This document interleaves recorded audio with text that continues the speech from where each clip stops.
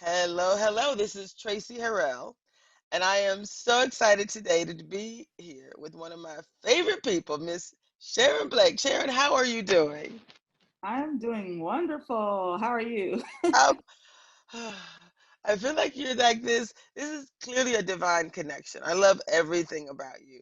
And we've already had 30 minutes of a conversation. I'm like, oh my God, that's so good. Stop talking. We have to record this.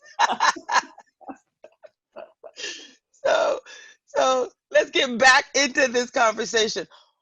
First of all, do an introduction, Miss Sharon. I met you. I've interviewed you on my show before. I fell in love with you. But just introduce yourself. Tell people who you are. You're an author like I am, which is so awesome. But you're a Congratulations. publisher. Very excited. But you're a publisher as well. So talk about yourself. Tell us about your books and just give us a quick rundown on who you are. Then we're going to get into changing the world together. All right. So my name is Sharon Blake. I am currently the owner of Life Chronicles Publishing. You said We've been Life Life Chronicles. Chronicles Publishing, yes. And we've been in business for 6 years. Um, how that happened was I wrote one book about my life. Had no idea I was going to start a publishing company.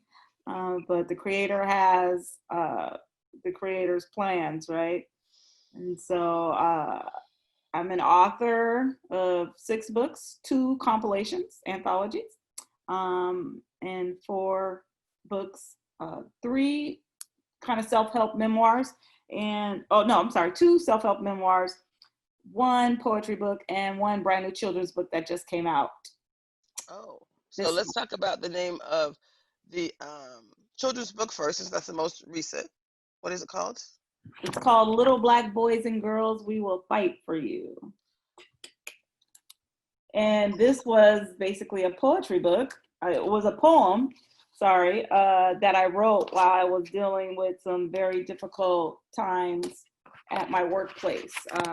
Just trying to struggle with how I was going to fight for our Black and Brown children in the wonderful educational system that we have called school. And so out of that, that book was birthed because we all need to be a part of this fight. I don't care what color we are. We all need to take accountability and responsibility for our part when it comes to our children's mental health, because that's what it really boils down to. It boils down to fighting for children's mental health, and we want them to grow up in a better place than what we've had to endure mentally as African American minority Yes. people. Sh- You are so right. I Okay. almost said, show you right, my sister. Right. Okay, so book number one, We Will Fight for You. Yeah. Little Black Black children. Boys and Girls, We Will Fight for You. My Wow. very first children's book. Yeah. I love that. But your very first book, the book that I actually called you about to talk about, was because I'm bringing you into this session, this Bigger Than Me success series, achieving racial equity and inclusion in business, education, wealth, and health. And I know we're at the point now we're going up into session three, and I was bringing you in because we're talking about change. Right. And I know from interviewing you, you've gone through your personal story. You've changed some things that are very difficult. And you have a very clear process and protocol, and you teach people, you tell your story, and you teach people how to change. And I'm like, that's what we need. We need Miss Sharon Blake to come in and talk about change. So tell us the name of the book that you wrote that I'm talking about, and your personal story. What? Tell us about that book. So it's called the Thought Detox, breaking free from a negative. Can you have it there? Can you show us? Yep.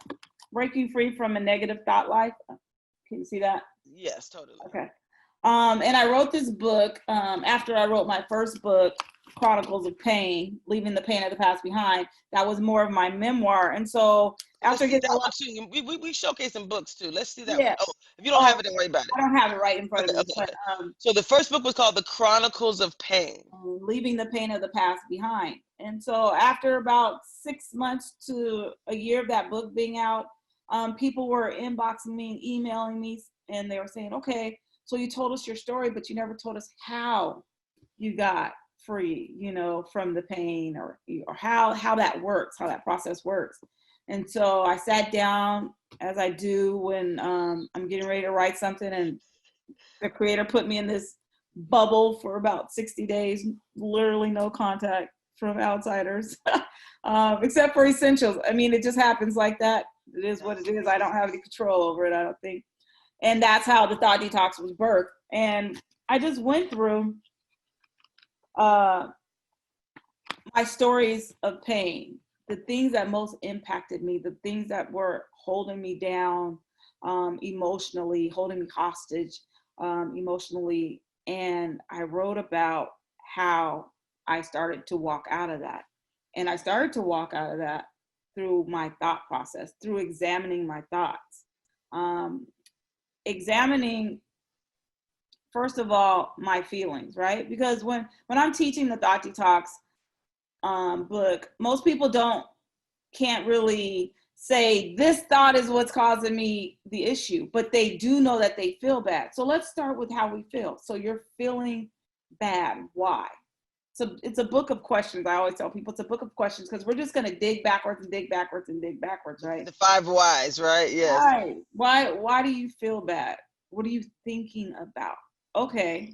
So write those words down, because those words are the thought that is causing a symptom in your body, which is creating your life that you live in. So our thoughts are a whole life, but we don't think about it like that. We just think about this is our life. You know, many of us do and many of us don't. But to be able to sit down and examine and to be aware of that, the thoughts that run through your mind are dictating and creating your present life is huge. Right. I Right. wasn't taught that growing up. I was just taught to be on autopilot, and you just do Well, whatever your mind tells you to do, like getting up in the morning, brush your teeth, eat your food, you sit down on the couch, you might watch the news, then you go to work, right? That's autopilot thinking. And a lot of times we're in this mental turmoil is because of autopilot thinking. We wake up, we think about the same thing that held us hostage yesterday, not thinking that we do have the power to change those thoughts. and basically, say that again. By flipping the switch. There you go. And I love that. You make it sound easy. And I know it's not easy. So it's No, it's simple not but easy. not easy. It's And not so when you say, I think it was Wayne Dyer talks about thoughts become things, right? Where, I mean, we know, classic, you right. know, As a man thinketh. self-help, Yeah. go straight to the Bible, right? As a man thinketh, so is he. Yeah. That's it. That's it. So And we know, and I think that's the beauty of this is we know that once you think differently about a thing, and I like that you use the 5 whys or the whys, you get people to kind of go backwards because your thoughts are based on your beliefs. So like that's you said, what do you believe? mm-hmm, mm-hmm. All right, so you get to go back and kind of source to all those things. And then once you even get, because that's the pre-work, that's the training for the Super Bowl. Mm-hmm. That's the preseason work. Right. Right. Right. The real work is then once you know what your thoughts are, once you know what your beliefs are, once you realize that they're not serving you, once you realize that I need to go a different direction, then you have to actively manage in the game, day Yeah. by day, moment by moment. You have to manage your thoughts. You have to decide, okay, in this moment, I'm going to do something different. I'm going to choose a different thing in this moment, right? So Right. tell us about that because you have You a, said is you that said your, you said the key word in beliefs. And part of the reason why we have such a hard time changing is because of what we believe, what we were taught. We're taught beliefs from childhood, right? Those beliefs grow and grow and grow inside of us because we were taught them. It doesn't make them right, doesn't make them truth. It just makes them what it is, what we were taught as children. And so my therapist just always tell me therapy is nothing but reparenting, because you were taught a thing when you were a child by a parent who only taught you what they knew. So the beginning of the Thought Detox books ask multiple questions. Who taught you what you believe? Did they believe what they believe? What is the evidence of what they believe? It really makes you challenge what you think you believe, because from my experience, I was never taught to challenge my beliefs, as with most people. So for me, I'll give you a negative thought that I was raised up with, that I was too dark and I would have to do the hardest work. I grew up as a little girl with that belief system. So what did I do? And I I love that you're tried to work. 6 shades lighter than I am, so you can imagine my experience. But keep talking. Right. But however, in my family, everyone was high yellow. So I was the darkest Hmm. one. And so I have that same experience. But I grew up with that belief system. And so throughout my whole life, I was always working hard. And I always had a low self-esteem, and I didn't think I was going to amount to much, and I felt like I had to stay under the radar because of the way I looked, because of my skin tone, because that's what my stepfather instilled into my mind every single day he came home raging drunk. So Hmm. there was nothing else for me to believe in. And so when I started to grow up and started to challenge, why do I think this way? Why do I believe this about myself? It wasn't just that easy that I had become aware of the thought. It was that that thought was a part of my DNA. It was a part of my being. And so now what do I do? Well, I got to start replacing that thought with something. First, I have to be willing to want to replace that thought. Um, Trying to grow a self-esteem is not easy when you don't know what that is. And so affirmations have helped me tremendously. Um, just me wanting to be new and different and capable and worthy, all words that I didn't grow up with, led me to really thrive to change my negative thought life. And so that belief had to be dismantled, broken Hmm. up, and then replaced.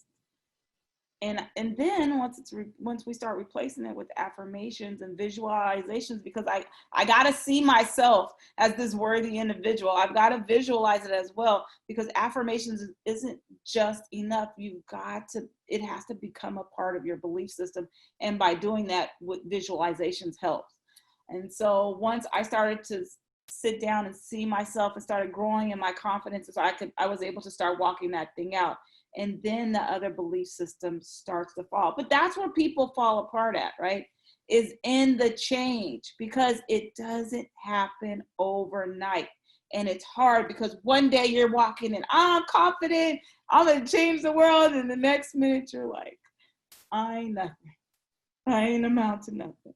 I'm just, and, or some obstacle will happen in life and we just get smacked down, then it reinforces the other negative belief system that wants to stay in control because that's all that's been there. But we have to want change more than we want our past negative beliefs in life. I love you. I love you too. I love you too. I feel like when you speak, and I've said this, um, there's certain people you connect with, and I'm so thirsty for this type of change for a, a broader community.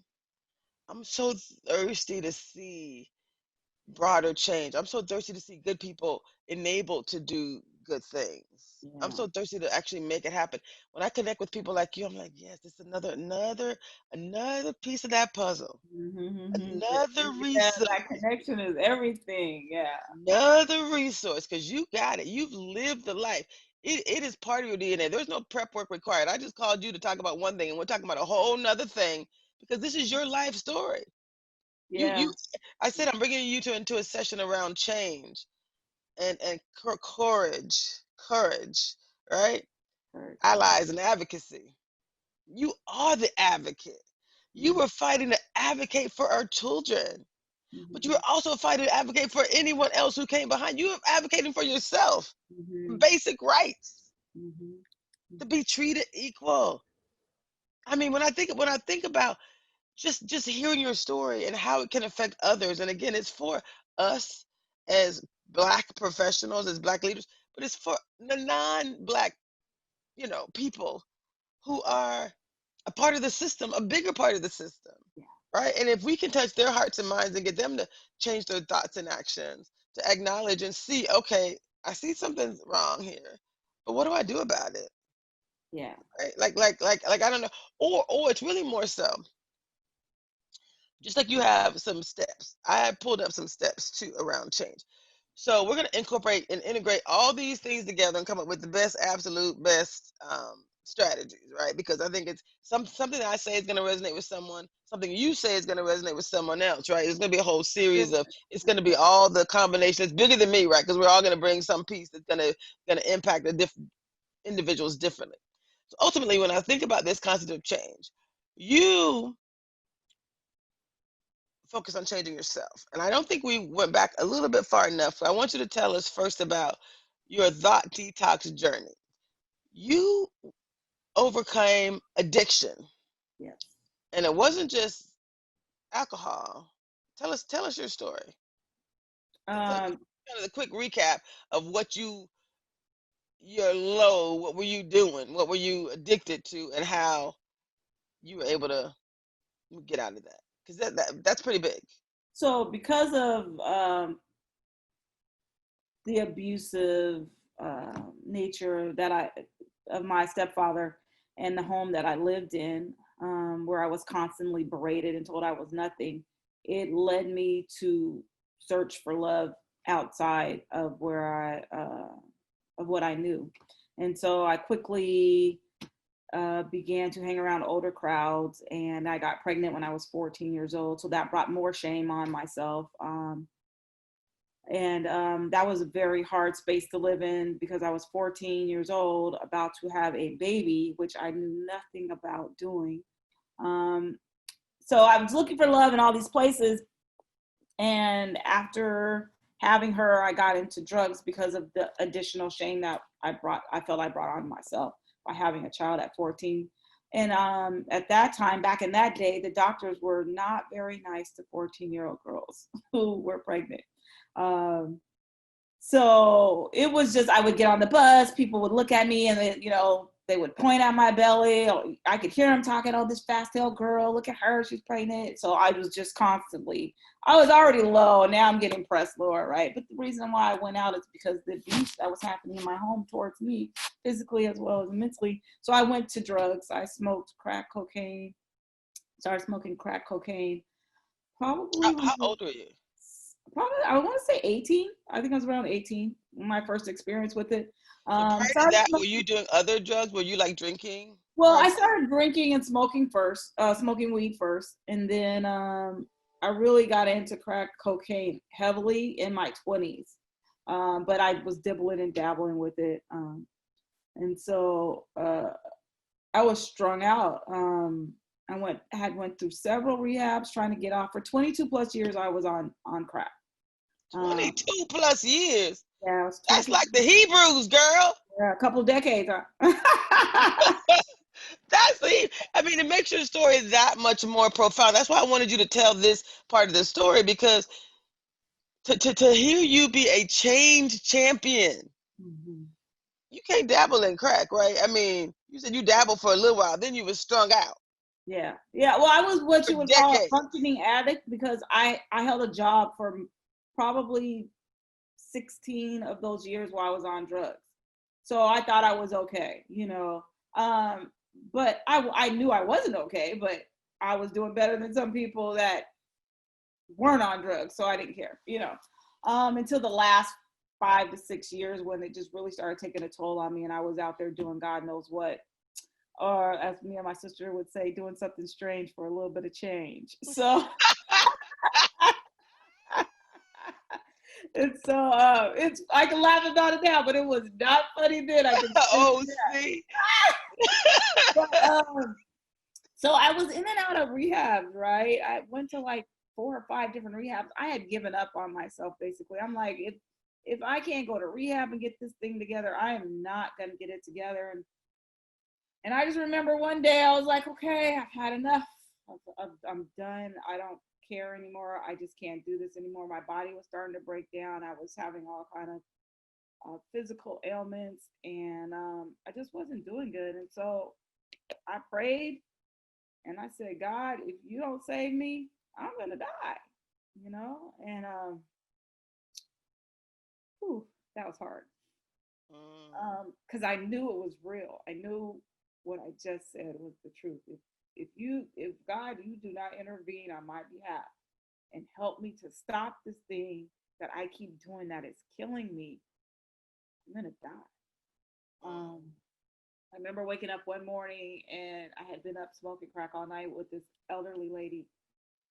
She was in her 70s, man. And I woke up and I seen her face. It was all sucked in and the light was just hitting her cheek. And it was just, she looked dead. And Mm. I woke up and I was like, oh my God. Something said, if you don't stop, that's going to be you. And I was just like, and I thought she was dead. I went over and shook her and she wasn't. So that next day was when I said, I prayed and I asked God to help me. So I was not going to go back to a rehab because I had done that several times and it did not work. So what did I do? I started writing. And that's how Chronicles of Pain was birthed. I wrote about everything that caused me emotional trauma. I wrote it down on paper so I could look at it for what it is. So I took it outside of myself. I didn't know it at the time. I didn't know the impact it had at the time to get the stuff that was in here and put it onto paper where they had become words instead of power controlling this. Now they were words on paper. Something inside of me clicked and said, those are words. You can change those. And I was just like, whoa. And I know it was God. I know it was the creator.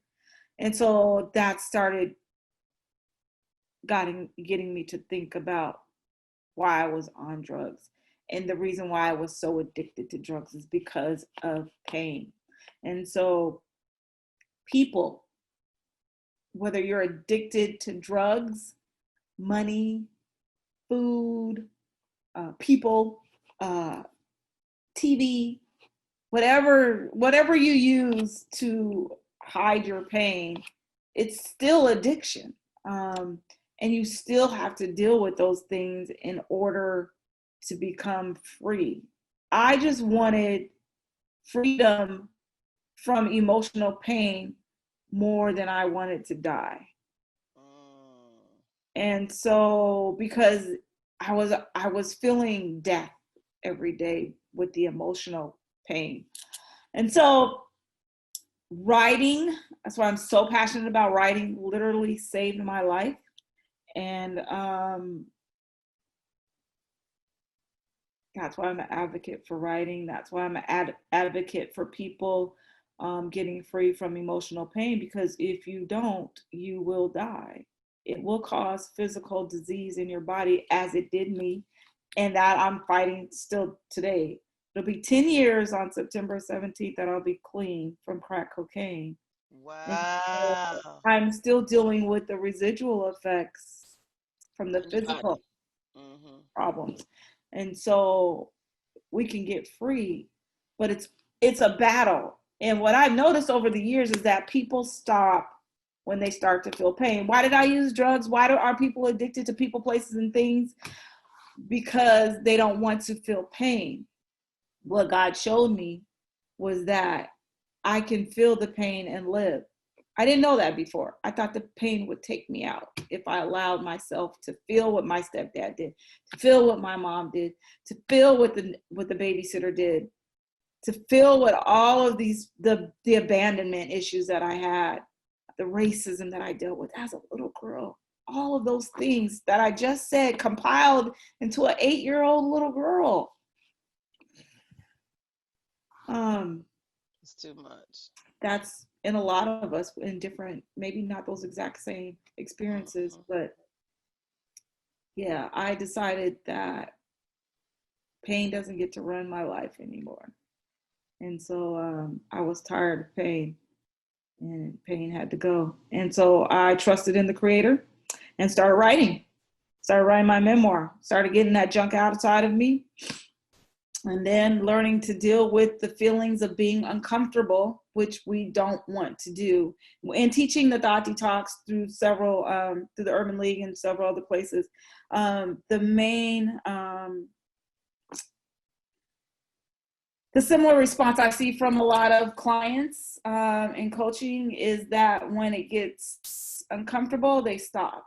And I'm here to tell you is that if you stop during the uncomfortable feelings, you'll have to start all over again. So we got to be okay with being uncomfortable. Okay, so I'm gonna pause at this point because this is critical. I think this is, you'll meet Dr. Tart on Sunday, and you'll meet her in future sessions as well. But her famous line is, "It's okay not to be okay." Yeah. We say those words. It's also important for us to take people through, what does that mean? It's okay. We have to, and I don't like to say get comfortable being uncomfortable, because I actually said that to one of my guests, one of the co-authors for the book that I'm in, Ignite Happiness, and it was a white lady, from London, one of my new besties now, one of my co-authors, and I had her on, and we were talking about race. We just did half the show on happiness, the other half of the show was on racism, and I said I need some white perspective.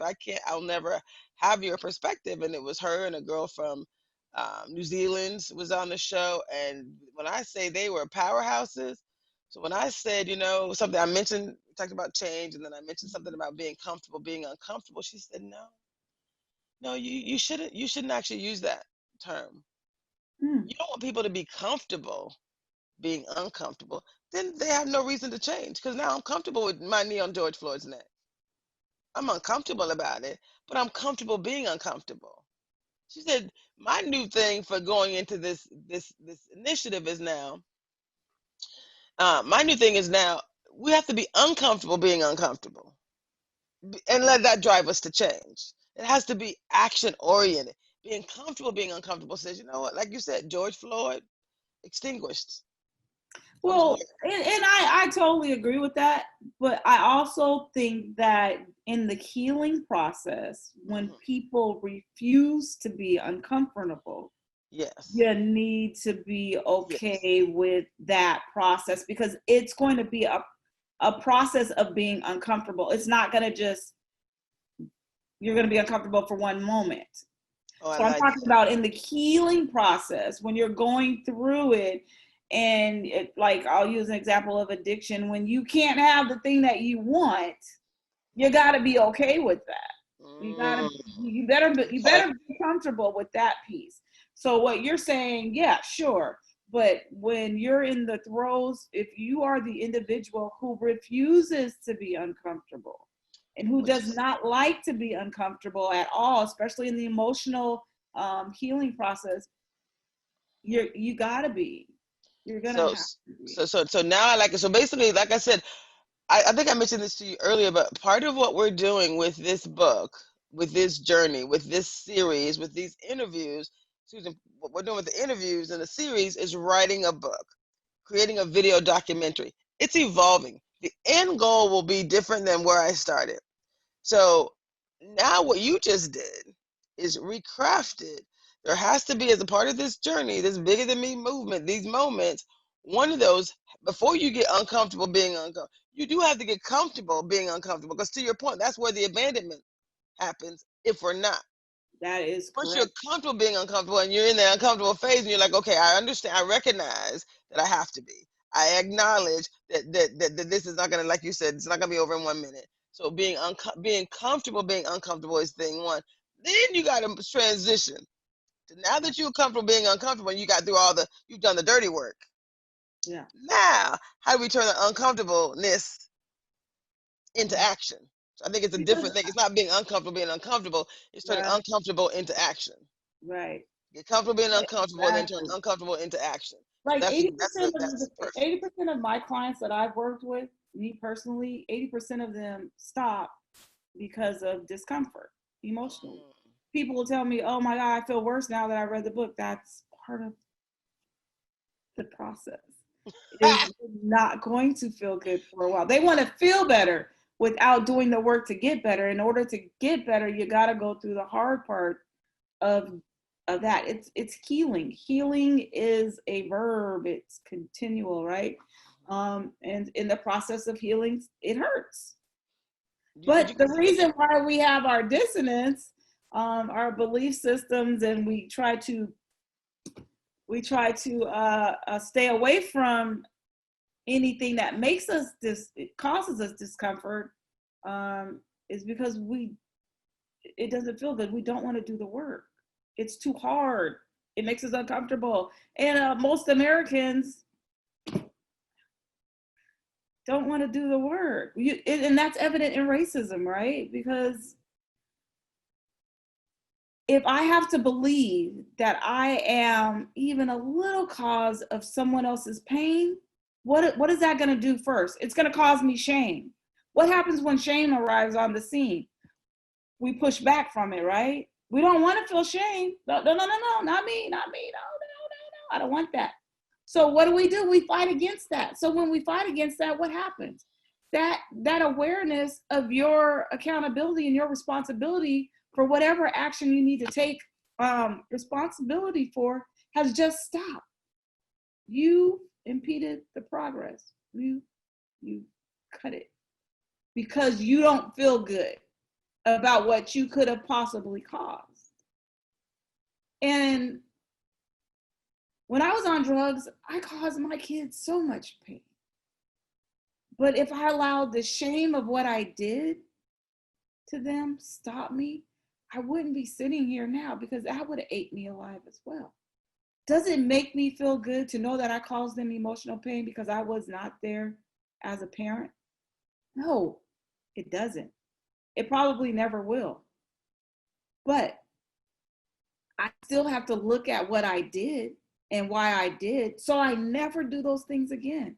So I never cause that trauma to my grandkids. I may not be able to change what I did to my children, but I can definitely change and make sure that that doesn't happen to my grandkids. And so flip that to racism. White people, if you don't take responsibility for your actions,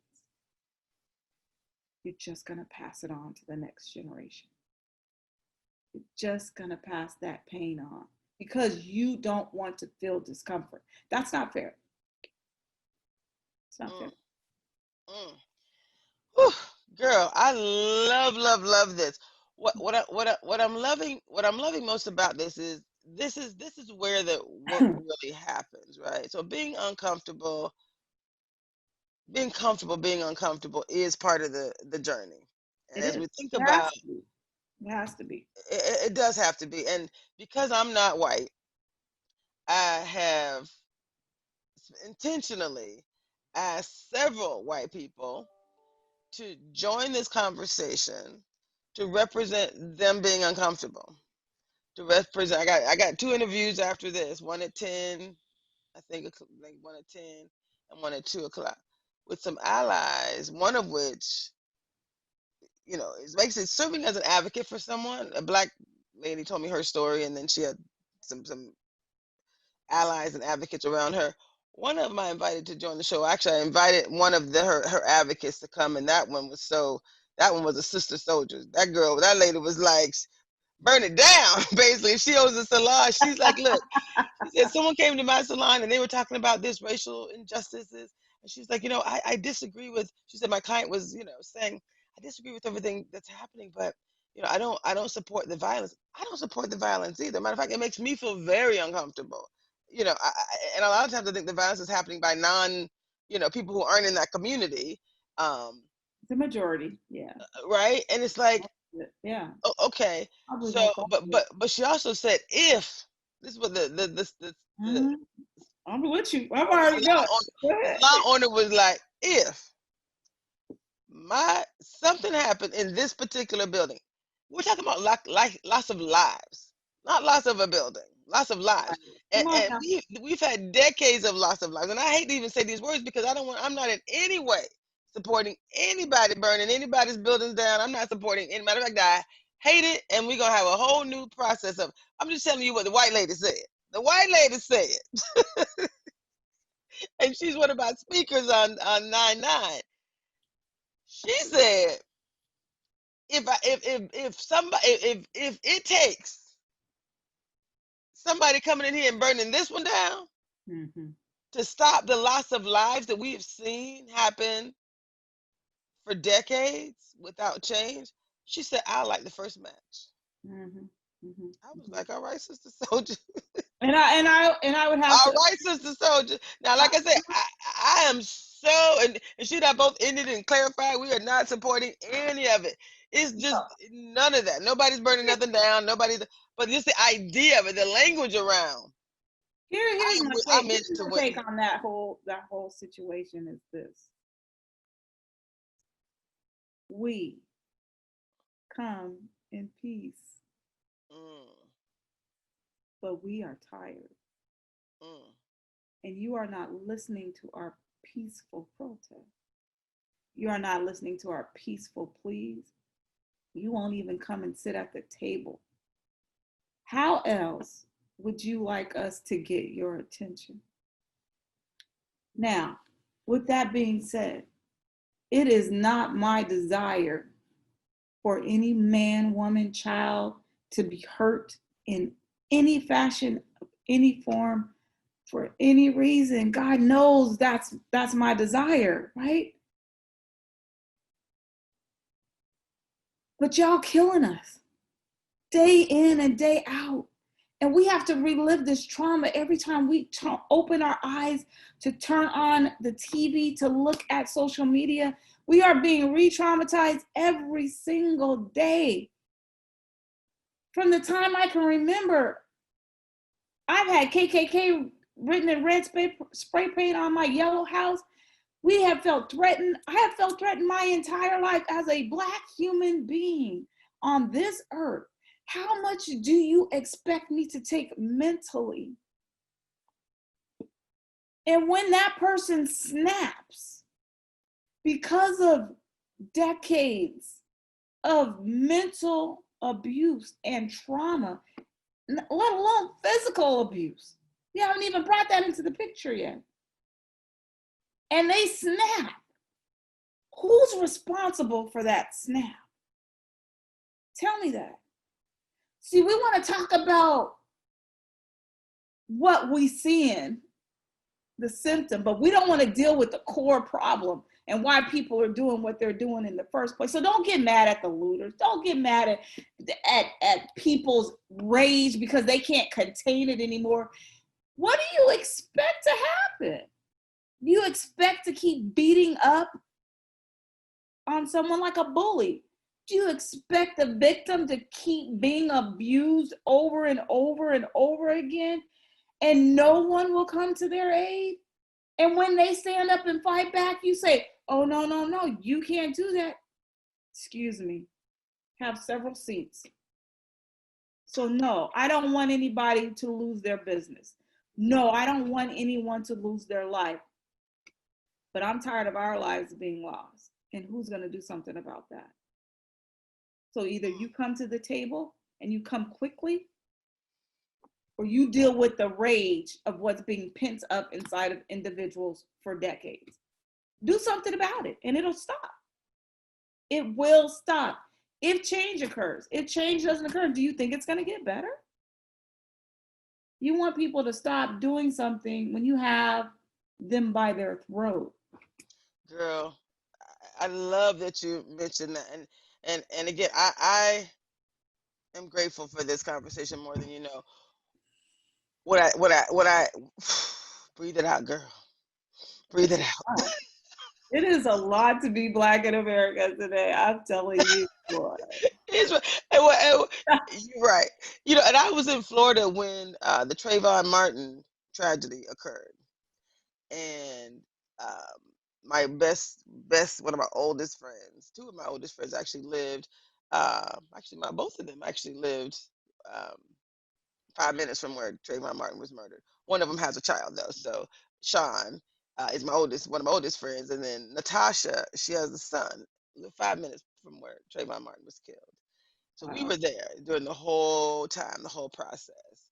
And his parents, that mother, Lord, I got to find that lady and talk to her because when I think about change and how it feels, to your point, to have your only child taken from you and the outcome that we experience, there's trauma in all of it. There was no looting, there was no burning, nobody did. She was Christian woman. The dad was all in it to win it. They were united. It was so beautiful, but the outcome was traumatizing, and it took a long time. And this next the book other book that I've written that I'm continuing to write is called How to Become Visible. Mhm. This series, How bigger than me I'm this visible. bigger than me success series, it's powerful. But that's what he gave me. It's how to become visible, because we were taught that we don't matter. We are invisible. Yeah. We don't matter. In corporate America, I felt that. I felt invisible. And I'm the smartest person I know. Just saying. I mean, I ain't mad. Mhm. Let me be clear. I was traumatized in corporate America, and I've interviewed so many people that don't have a voice. Yeah, we're And then invisible in their world. We have to create our own visibility and stop trying to be accepted from a people and a culture that will not do that. right, So and like you, when you said black children, your new children's book, Black Children, I'm Fighting for You.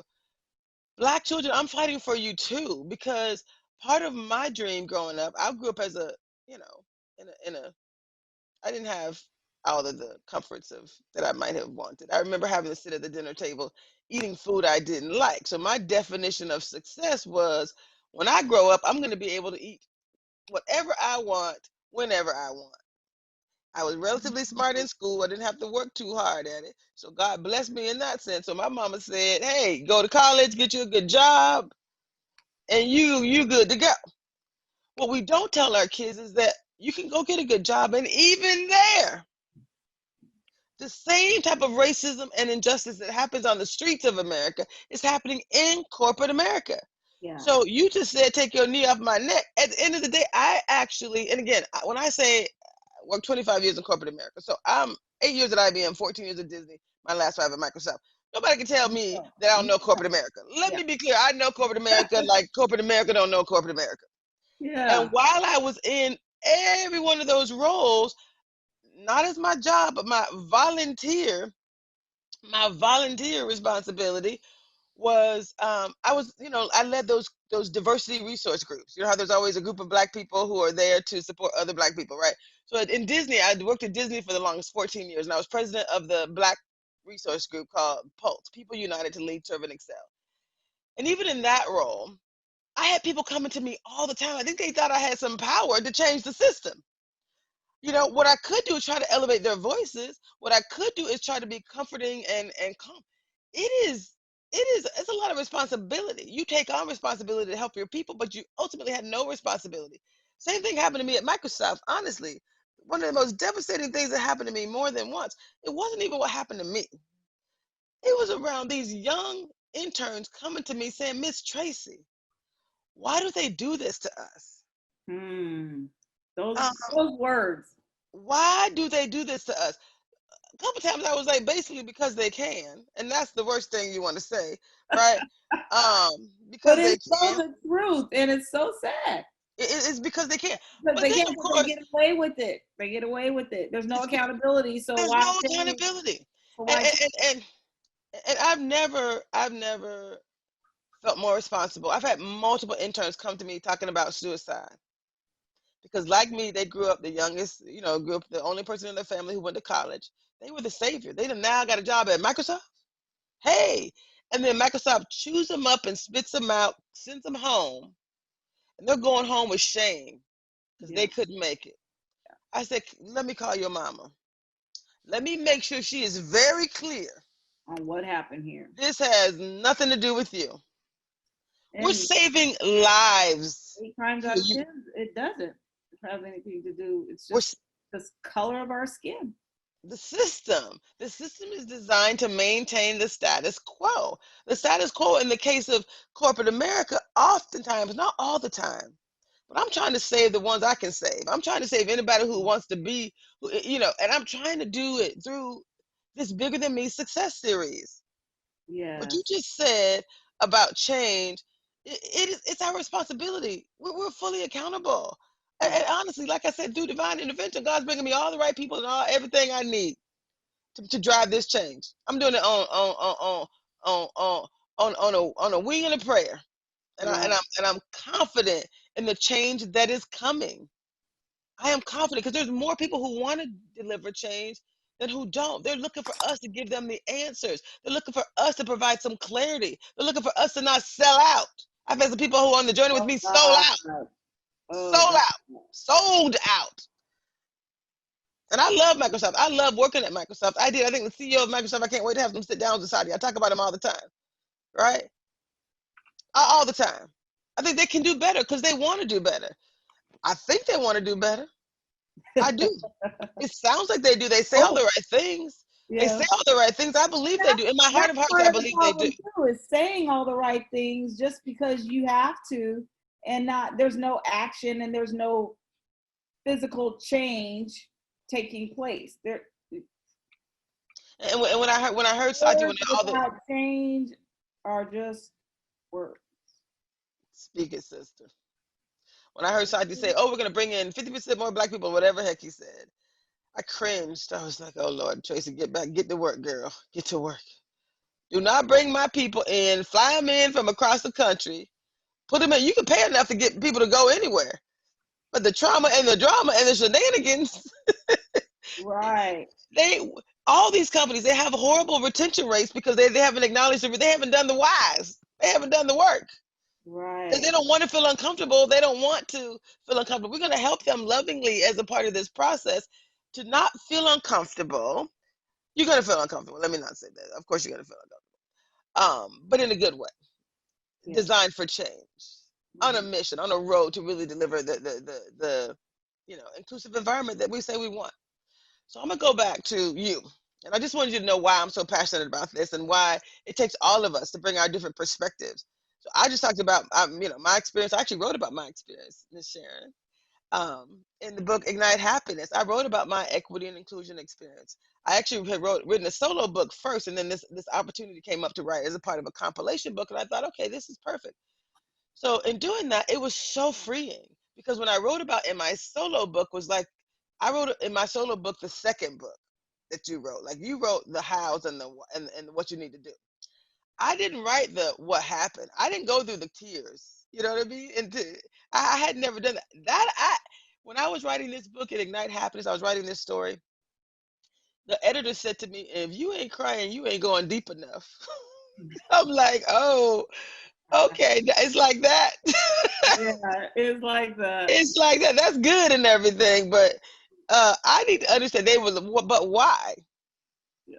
She said that in one set, and I've been working with someone else. Her name is Montana, on a TED talk, and she had actually been telling me the same thing. I was being very resistant to her, um, but she said, we need the story, we need the why, we need to know you. This is all great. You could tell us the steps afterwards, but I'm Mm-hmm. comfortable in the steps because We that's need the easy. story.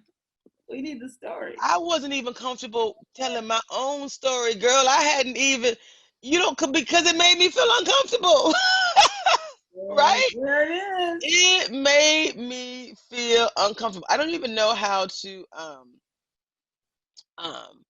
I don't even know, honestly, how to explain how telling my story actually saved me. It saved me. And it's going to help me to help others because it allowed me to really, to my own self be true, right? I actually got to tell a story that was like, my story. And Brene Brown says stories that we own, we get to write the ending. And stories we don't own us. So I was being owned by my story. Yes, that's good. That's it. It's I true. own it now, girl. I own it. I'm rewriting the ending for myself and I'm rewriting the ending for others. Yeah. Like at this point we can do that. For Yeah. me to jump past the hard part, jump This past is the the tears, word. girls. I cried. I've written hundreds and hundreds of pages of stuff, content. I didn't typically didn't cry when I was writing it because I didn't go deep enough. Right. But I You're wrote still this on the one surface story. is what I tell my clients. You're on the surface still. Can we deep dive? Can A we lot of deep people dive? they're afraid to deep dive because they don't know if they're gonna come back up, you Mm, know? And what God showed me was simply that you can make it through the pain. And some of us need a little extra help from a therapist or whatever we need, if it's medication or what, however.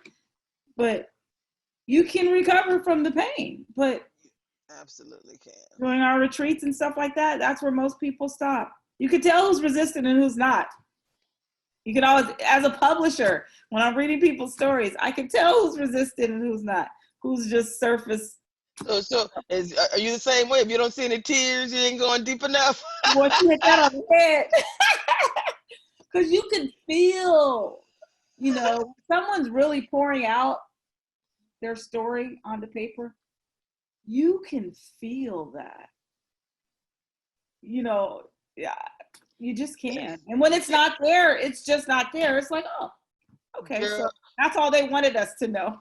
right? Exactly. And once you start to pour, I got to tell you, the hardest part for me, once I started writing, girl, the Just book is born. My solo book is amazing, if I must say so myself. all I right, had come to, on. I had to cram my story into this consolidation book, into this compilation book, Ignite Happiness. I think I hit enough of the points to clarify, what my Yeah. experience was.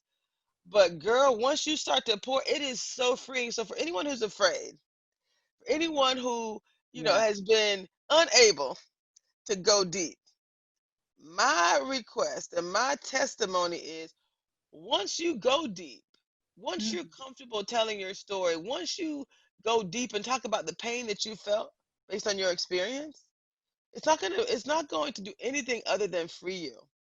It is an absolute. How would you describe it, Sharon? How would you describe it as a, if you were drowning, it is Mhm. a life raft. It Yeah. is a cruise ship that has come by and swoops you up. You're not even in the water anymore Mhm. once you tell your story. Would you agree with that? I would agree with that. I would agree that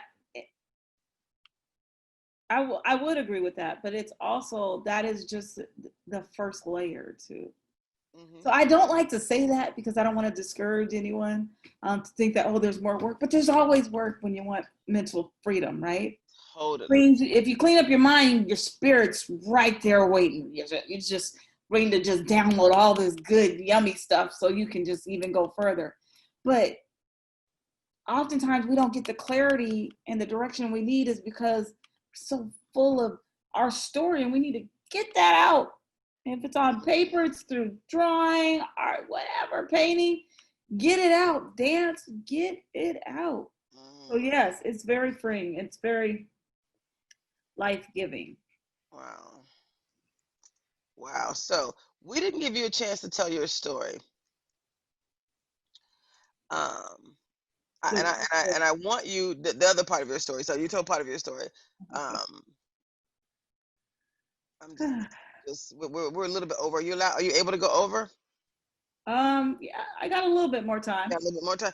I'm just gonna cancel my next meeting real quick, and I don't know. I don't have to get to. Okay, so perfect. I'm gonna get back to us. I just wanted to get because I need to squeeze in your story. So the other part of your story. So you told us about your personal change, your personal transformation. Yeah. You shared with us your story of getting 20 something years and strung out on crack cocaine. Well, what was the line you said you and your sister used?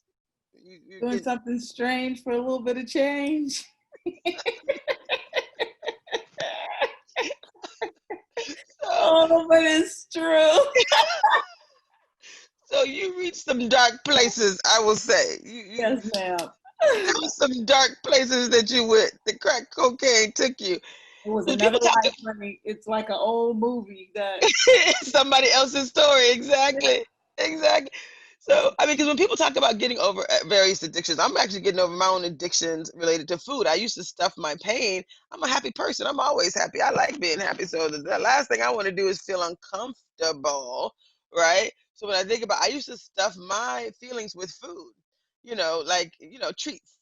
Well, I'm a good person. I'm great. I did great today, or whatever. And any negative feelings would get, suppressed.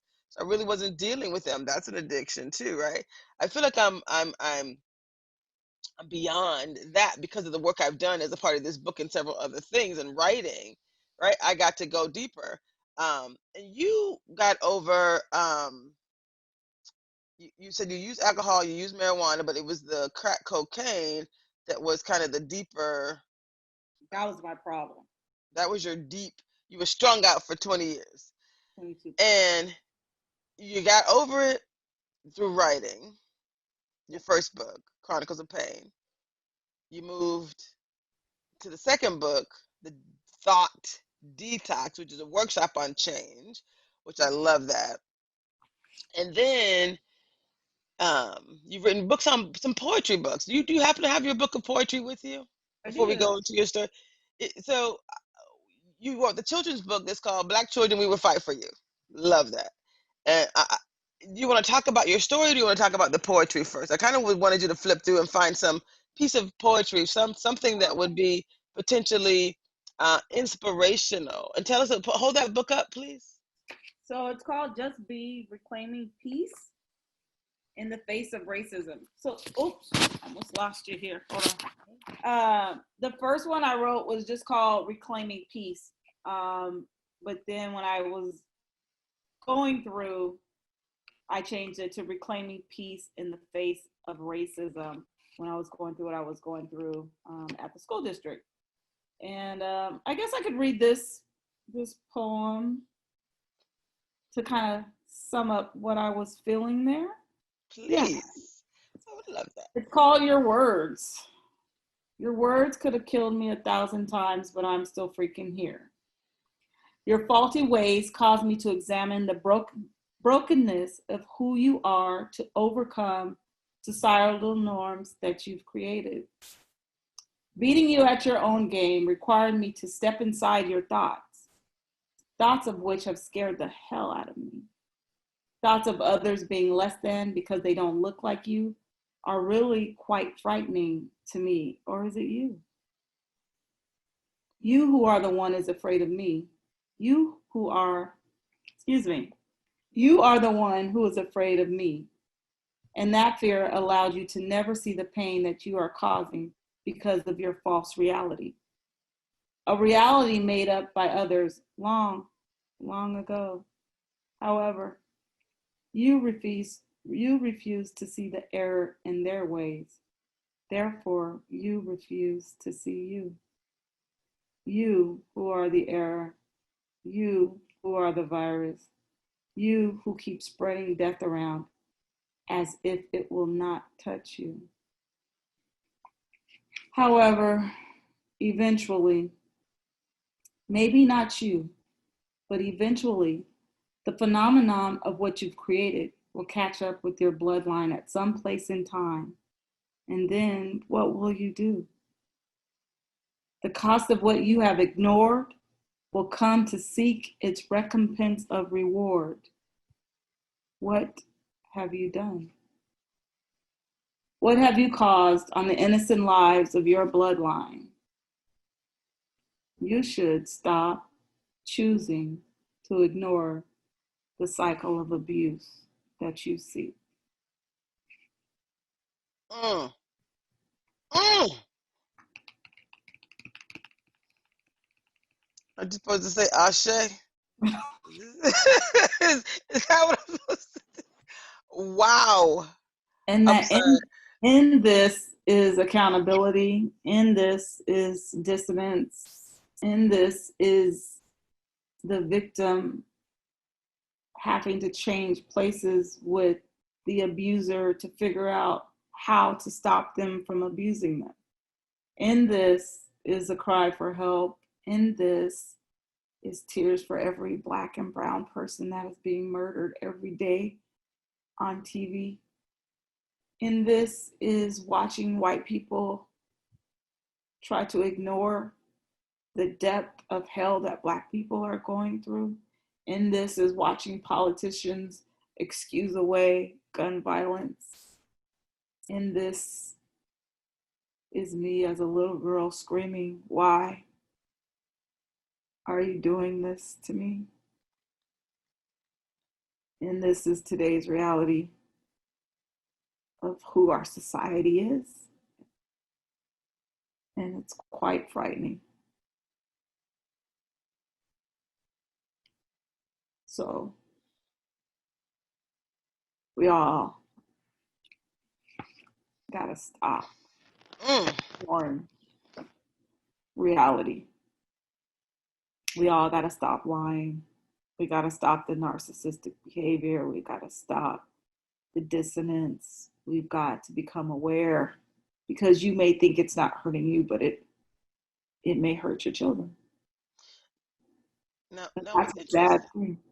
We talk about cognitive dissonance, and some people may not know what that word means, and you've used it several times in our conversation. I just want you to break it down. Do you have any? We'll define dissonance. I love your definition. But then, do you have any message? Any other? That was beautiful, by the way. That's awesome. Is there any other poem that you want to read that would be a direct, um, call to action? Change. And we're gonna be having this session for allies, advocates, change. It's going to be about change. And for allies and advocates, I know on the top of your head you can tell us about this concept of cognitive dissonance. Your definition, real quick. It's having two conflicting belief systems and Okay, look at me. sorry, I was looking for the poll. I know. I'm gonna back. I don't ask 3 questions. I'm not an expert. I'm not an expert interviewer yet. I'm gonna ask you 3 questions and go look at the book and go make me some tea and then look at me while you're doing it all. Sorry, but this definition is Uh, important, so I need you okay. to look at me real quick. So sorry, They're having it's important.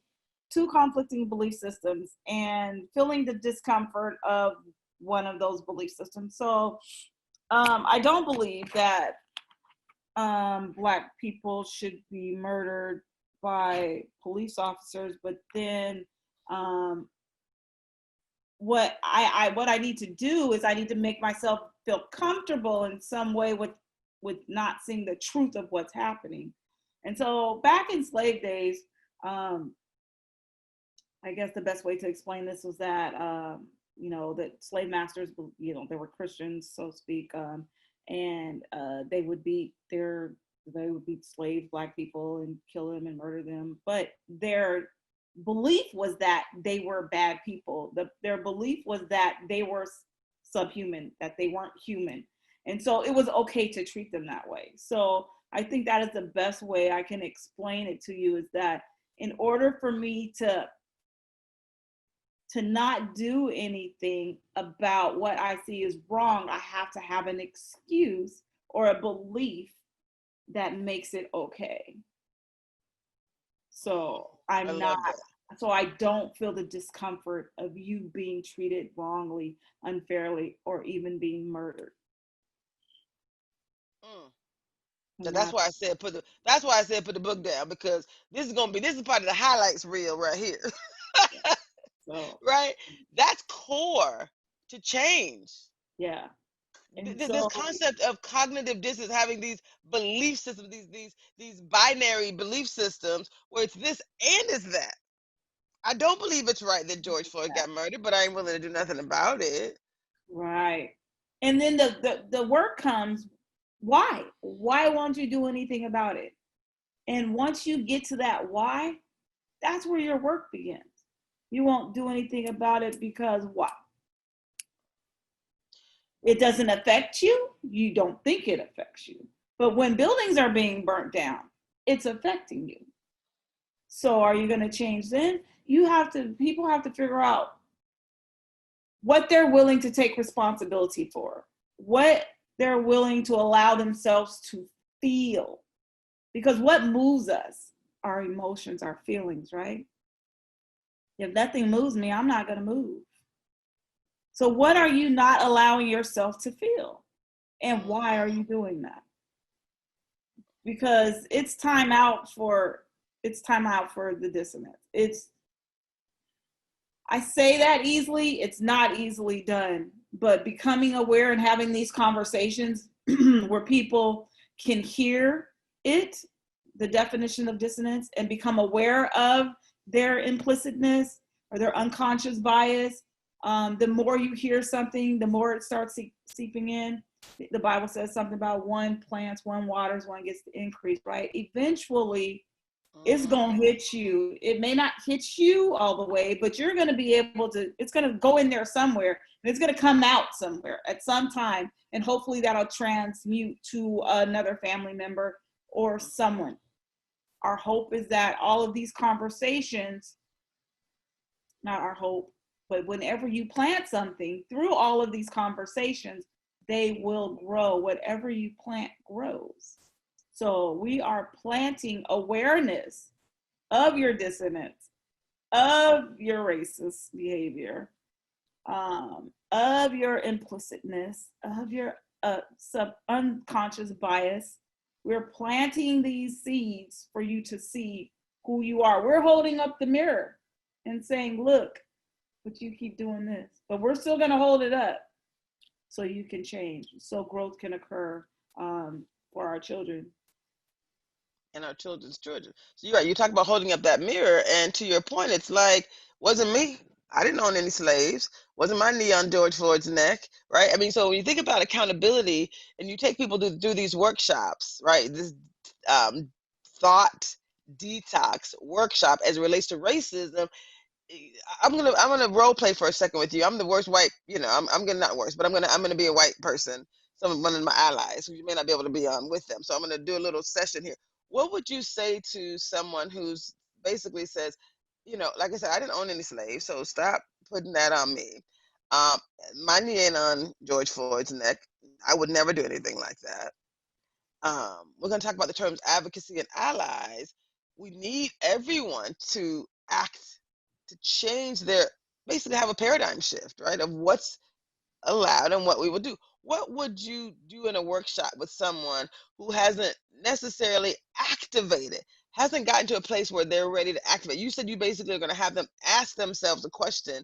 If you don't think it's okay, why are you not ready to take action? Tell me more about that. Like, is there more steps to that?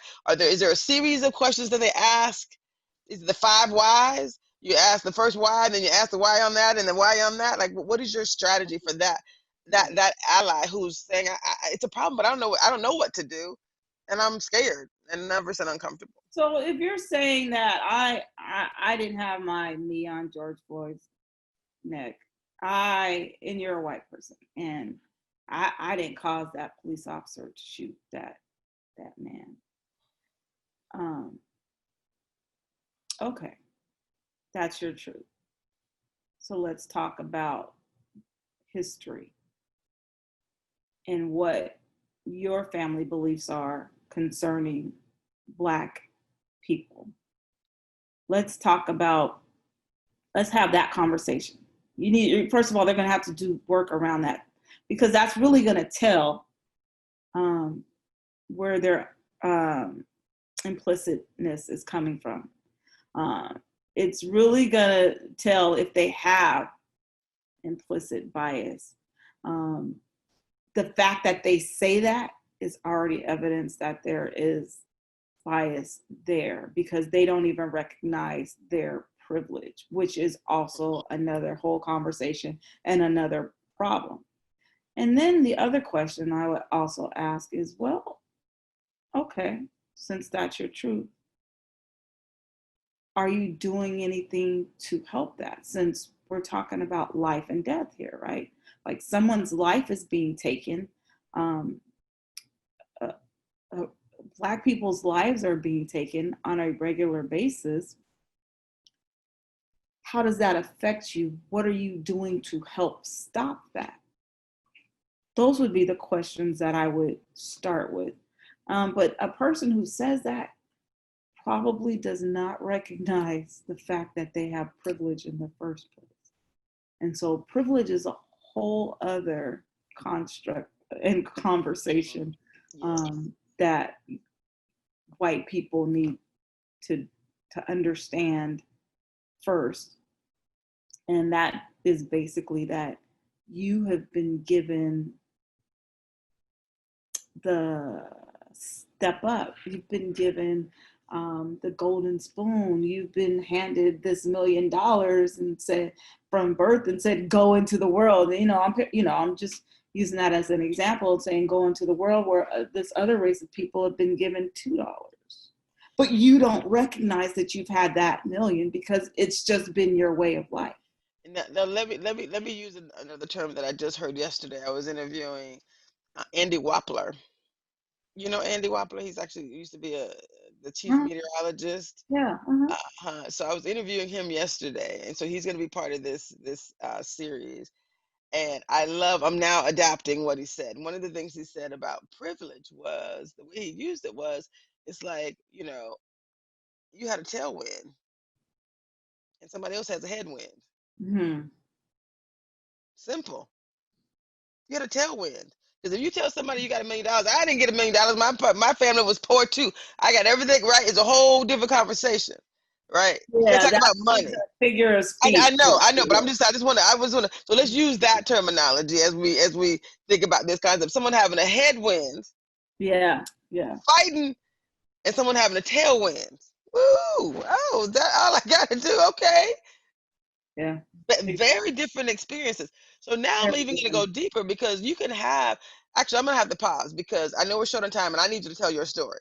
We're going to come back to the deeper part of this conversation. Okay. All right. But right, because this is great. Like you're amazing. We're gonna have other interviews with Sharon Blake, Miss Sister Sharon Blake. But I need for you to tell your Hidden Figures story with the school district.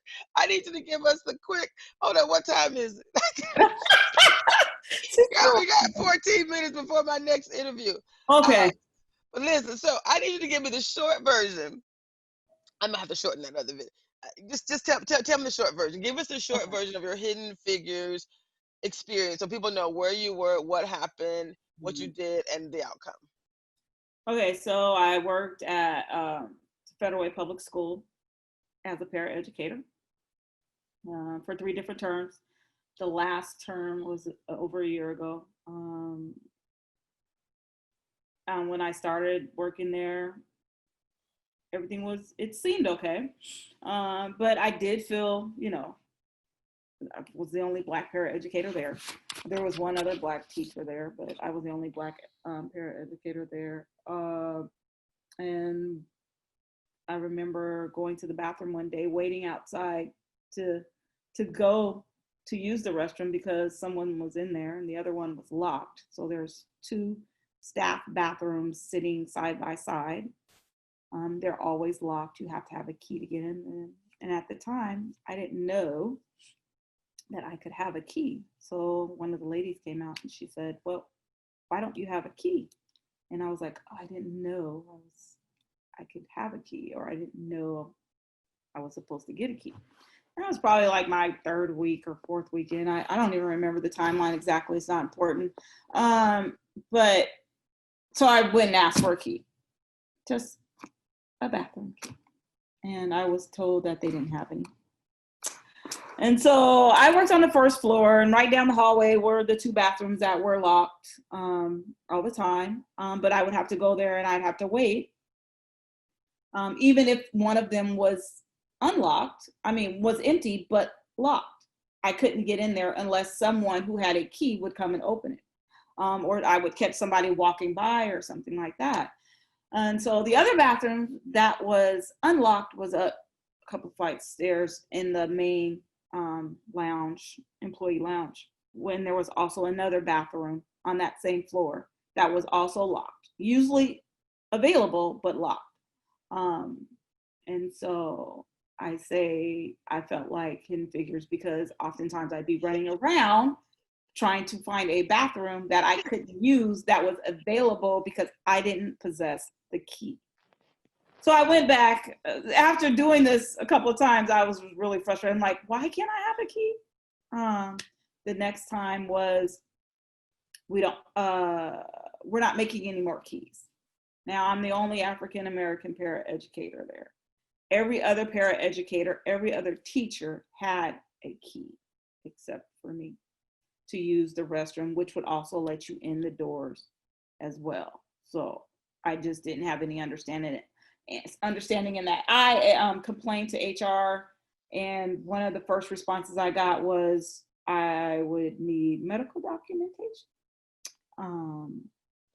And during all of this time, which first of all, let me backtrack. So wait That a was minute. absurd. So you would That need was medical documentation to get a key get a to the bathroom. bathroom that Right, every other person, every right. teacher and paraeducator Yeah, already had yeah, a copy which of. was absurd. And at the same time, I was starting to feel the pressure of racism, especially because I had asked more than once for a bathroom key, and I had went over the manager's head. She didn't like that. The office manager's head, and so they started picking on me, doing weird things, and just write. I had gotten a write up for something totally absurd, and I was also documenting how I felt every time an incident would occur. And I was also documenting the behavior towards Hispanic and Black children versus white students. They were being uh, disciplined at a harsher rate and in harsher ways than white children. I mean, blatant. Um, it was absolutely absurd. So I wind up going to HR, and finally I got this write up that I was telling you about that I refused to sign because it was bogus. And that's when I had enough. I called HR. I told them I would be leaving immediately because I didn't feel comfortable in this workplace anymore because of the lies that were in this personal review that I had. So I went straight to HR and let them know what was going on. I was informed after a couple of conversations with them that the principal and the manager were told to give me a key back in February. Now it's June. So I don't know who covered whose butt or why they came up with that. And I was never informed of that back in February personally, but I never received the bathroom key. And now we're almost to the end of school year. And it was the most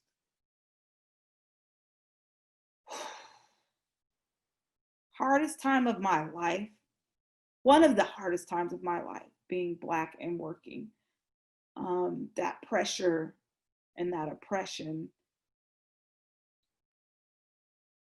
of you won't give me a bathroom key because I'm Black. Um, because of all the other mistreatment that I endured as well. And so it started to take a physical toll on me. And what did I do? I wrote. I wrote. I just could not understand for the life of me how people, grown adults, needed to try to suffocate the life out of me so they could be in control. The simplest things they would do to me to belittle me was just outrageous. Slamming the door on me when I'm coming right behind you to make me feel invisible. Like making up stories about my character because I've complained, because all I want to do is use the restroom like you, a human being. We can take Black out of it if you like. But you chose to put me through that. It still hurts because I'm choking up a little bit, Yes. but I'm getting over it. I'm working through my stuff. But that type of stuff, coupled with today's stuff, It's too is much. is too much. So I fought them. I got sick, but I fought them. My attorney, Margaret Inslow, was the best. Um, she was my strength Mm. through it all. And she would always tell me, I'm so proud of you. You Mm. know, I'm so proud of you. This isn't going to be easy. She told me that from the beginning, but I'm so proud of you. And I fought, we won. And the most thing I'm proud of winning is the race equity policy 0200 for the Federal Public School District, where teachers will be trained in implicit biasness, cultural competency, and their behaviors to make them aware of the fact that they more than likely do hold biases against Black and brown people. And so one of the worst experiences of my life, but one of the best as well, knowing that training is now in place for every federal public school employee. So That's it huge. was it was hard because even the African American and Hispanic witnesses that I had Hmm. wouldn't stand up. One did. One did. They never told me who it was, and that's fine. I don't need to know that. But I know why, because people need their job. Exactly. That's their Exactly. livelihoods. One lady literally told me, Sharon, I don't have anyone else who's going to pay my bills. And I felt her pain. I'm not mad at her. I'm not mad at them. I'm not mad at any of my African American, Hispanic um, people, counterparts, Hmm. and coworkers. I understand their fear. And looking back, I don't know how I made it, but God, But uh, God. because there's no other way. Um, and the health risk that it was And wow. I And so think, I say I understand why people don't fight systems because it's hard, but it's necessary. It's so necessary because our kids, and I don't want my grandkids to grow up in that environment either. And maybe my life, however I sacrificed emotionally, is going to help one little black boy or brown girl to feel more comfortable and to make a white employee check themselves before they mentally harm another one was important enough to me to endure what I went through. mm, now that's a story of change and success. What does that? Hold that up again. That's where this came from. And it Little says, black little black boys. boys and girls, we will fight for you.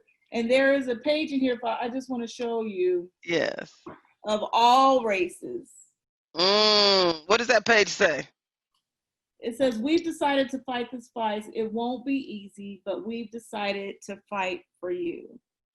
So Wow. it shows all races, and I'll just show one more page Yeah, just is there because anything else you want to share from that? this is my favorite.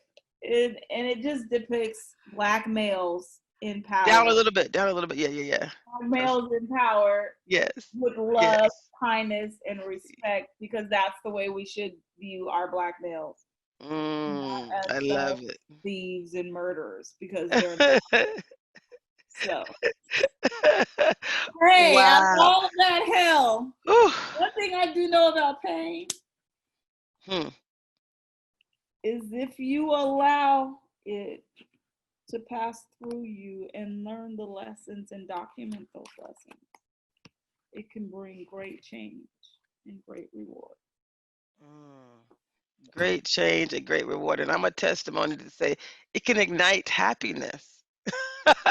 I use the title of the book. It can ignite happiness, right? Did you feel joyful afterwards?